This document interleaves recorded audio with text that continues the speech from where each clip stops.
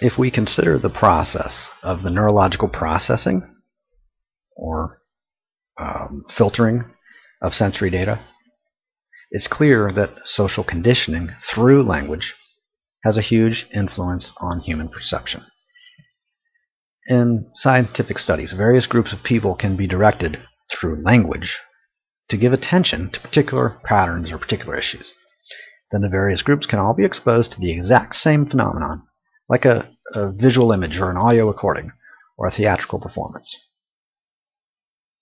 Through language, people can be trained to focus on different aspects of any event, to look for certain things, to interpret certain things in certain ways, to value or evaluate things in particular ways. How? Through language.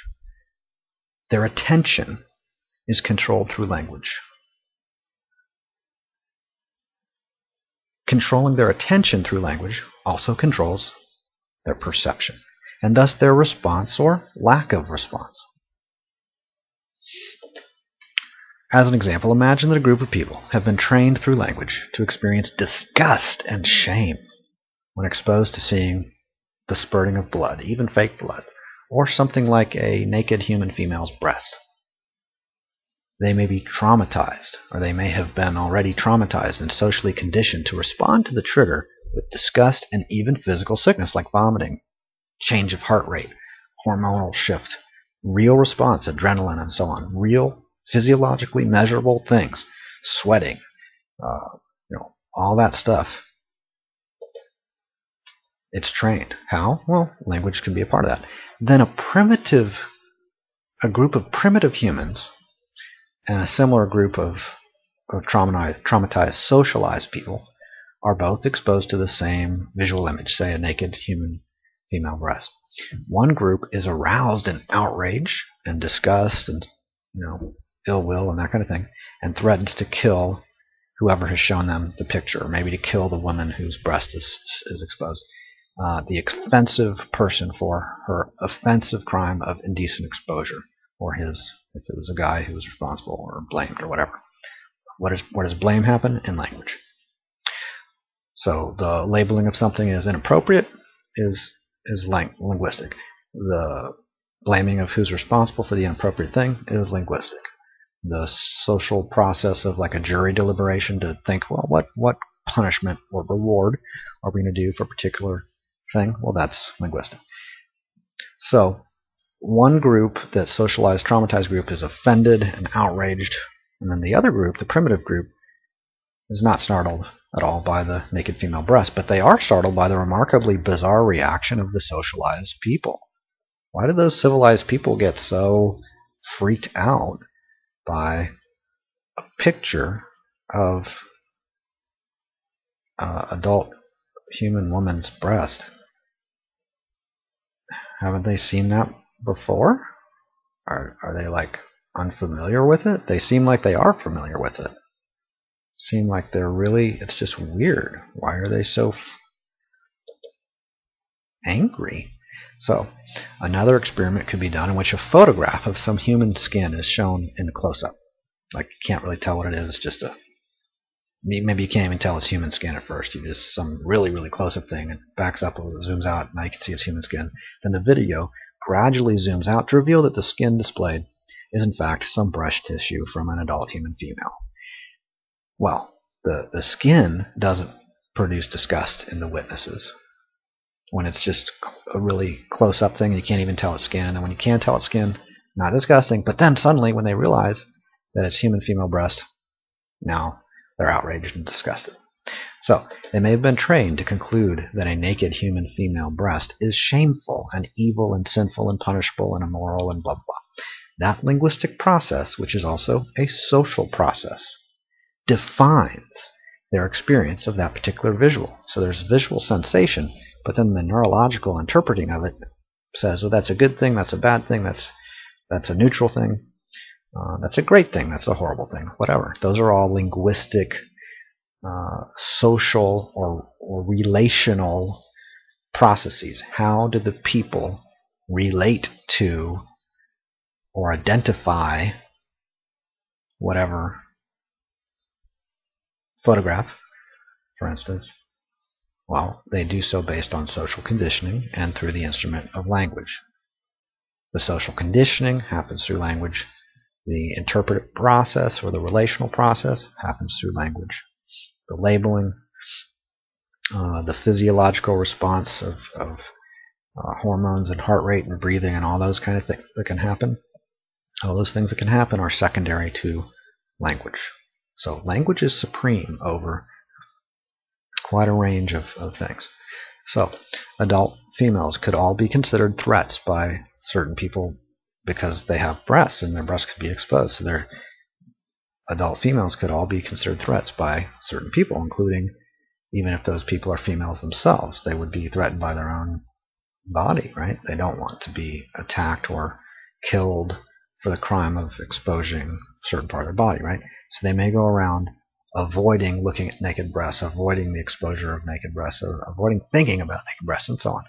So it can be a kind of a preoccupation, a repression, a fixation, an obsession, a shadow psychologically. A taboo. Now, why would a society ever develop such a taboo against the public exposure of adult female breasts? Because adult men may be physiologically and genetically predisposed to recognize the visual pattern of adult female human breasts and then to automatically, reflexively react with a surge of certain hormones and whatever other behaviors, basically sexual arousal. Therefore, it's at least possible for that to be an explanation. So, therefore, it could be distracting for the human men to see adult human female breasts, especially if these are like teenage boys or something, or just immature males. So it could be distracting for them if you're trying to organize the men to do certain things. You don't want them distracted by being around females. Keep them away from females, especially healthy, scantily clad females that can be very distractive to teenage males or whatever males. So that's possible. So that's why a society might develop a repression of exposed human tissue of whatever areas. It's not just for the functionality of the person wearing clothes that they're wearing clothes, but it's for a social purpose, a social function, kind of helping to keep the men focused on certain economic activities rather than focused on the women and their breasts and sexual reproduction and all that kind of stuff. So, what may be functionally distracting biologically to these adult males may be specified by social language as taboo. In other words, the exposure of female breasts, at least in public, that can be specified as taboo, as forbidden, as immoral, as criminal, as punishable by various responses like arrest, fine, corporal punishment like whipping and incarceration, or even execution like killing, like stoning them to death. So should there be no such thing as taboos? Well, the idea that there should not be taboos is itself a taboo. It's a formation of taboo. Taboo means something that should not be. That would be kind of the definition of taboo. So a taboo against taboos is still a taboo. The idea that there should not be taboos is itself taboo. Now, anthropologists, for instance, would recognize that language exists as well as social conditioning. It exists. And in fact, anybody, you don't have to be an anthropologist to recognize that language exists, or that social conditioning exists, or that social norms exist, or that taboos exist. Language is a type of social conditioning, though certainly not the only one. For instance, criminals are not just punished with insults and shouting and the revoking of their memberships and in their church or their guild or their profession by the licensing board. They don't just lose the corresponding privileges of membership, by no longer being labeled in language as a member of whatever, elite group or guild or citizenry, whatever, such and such political party, such and such employment, with a certain corporation. They're, besides all those kind of linguistic stuff, they could be physically attacked for, saying the wrong sequence of words or saying the wrong word. Maybe a certain word is criminal to say.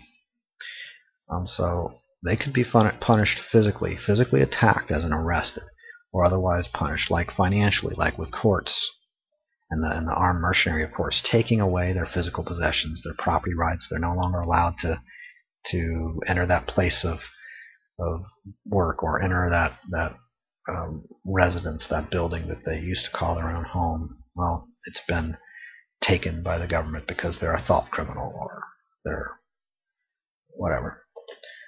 They're a enemy of the state, that kind of thing. So language is the realm of identification as well as the realm of justification. In particular, there's no such thing as justice except in language. Justice refers to the procedures of a particular court process, particular court system. Different cultures may have widely varying or even conflicting norms of justice. In some cases, it would be considered a crime not to kill a woman for exposing her breasts in public. In other cases, it would be completely legal and lawful to kill, to kill a woman. In other cases, you could kill her or not for exposing breasts.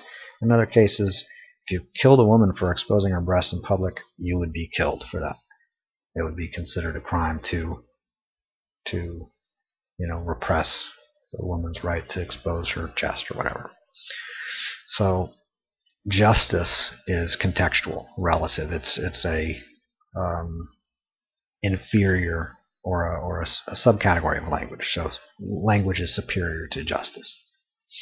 Justice is formed out of language, and it has no reality except within the realm of language. So language plays a huge role in the process of defining what's socially acceptable, what's right, what's rewarded, or what's wrong, what's punished, what's socially discouraged, what's taboo, forbidden, criminal, evil, shameful, sinful, all that kind of stuff. It's not that there shouldn't be sin. It's that sin is culturally contextual.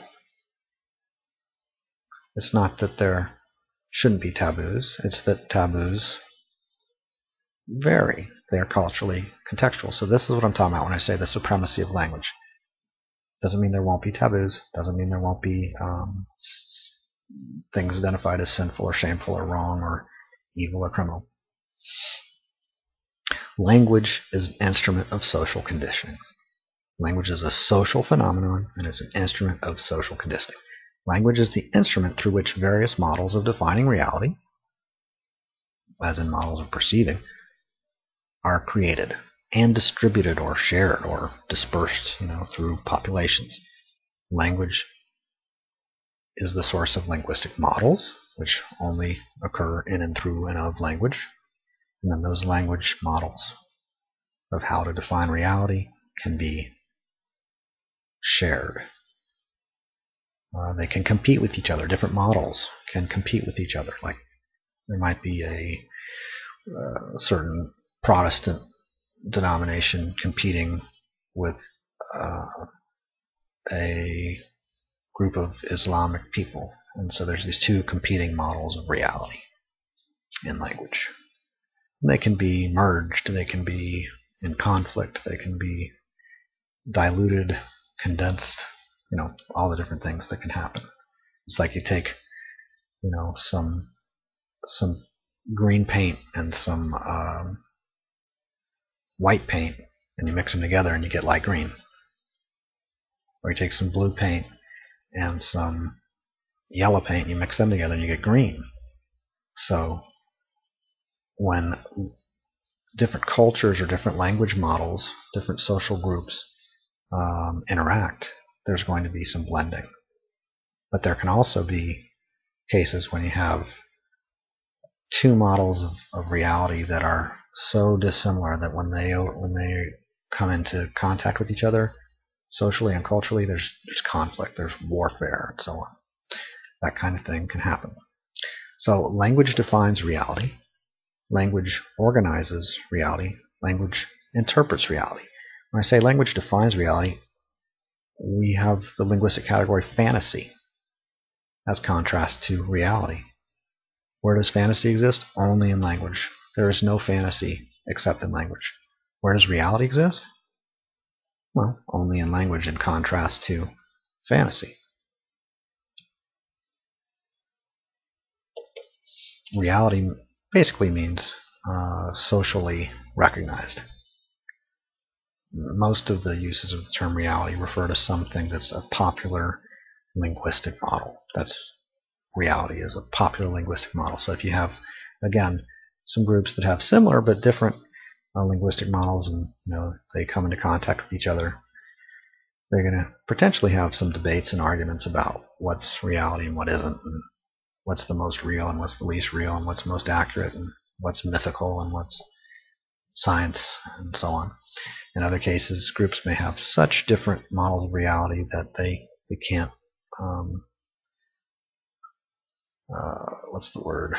they can't reconcile their different models, and they just argue and get in fights. Or maybe you have a group that speaks English and another group that speaks Chinese, and they can't communicate at all, so they never even find out if they would agree because they don't have a common language. So religious institutions indoctrinate or educate or influence or govern perception and behavior. Lots of other institutions do too. Indoctrination is education. Education is indoctrination. Education is influence. Indoctrination is influence. Influence is the governing of perception and behavior. That's what language is for. That's what it does. We can say language shouldn't do that.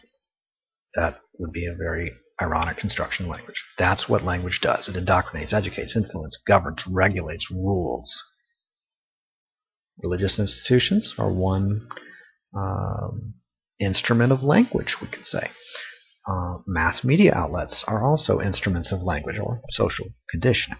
Schools are instruments of social conditioning, indoctrination, education, influence, the governing of perception and behavior, the regulating of perception and behavior, the defining of reality. Where do we learn to define reality? Well, from our culture, from our schools, from our religious institutions, from mass media, those kind of things.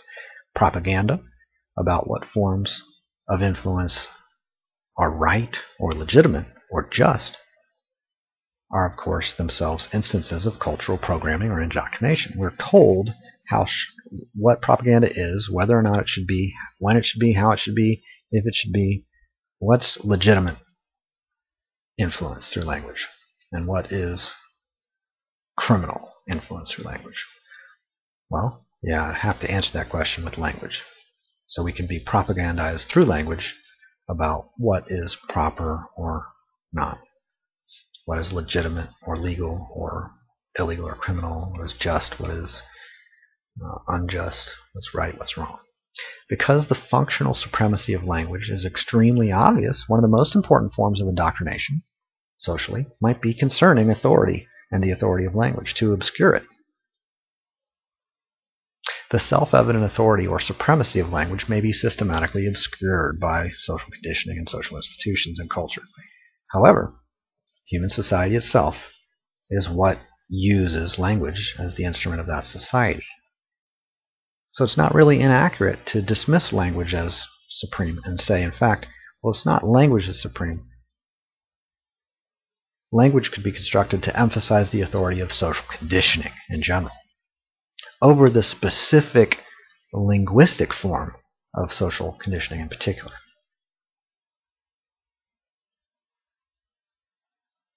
Social conditioning can tell us, well, social conditioning is supreme, society is supreme, God is supreme, heaven is supreme. We could even say language is supreme. And those are all really different contexts. They're all relatively valid interpretations and constructions and models in language.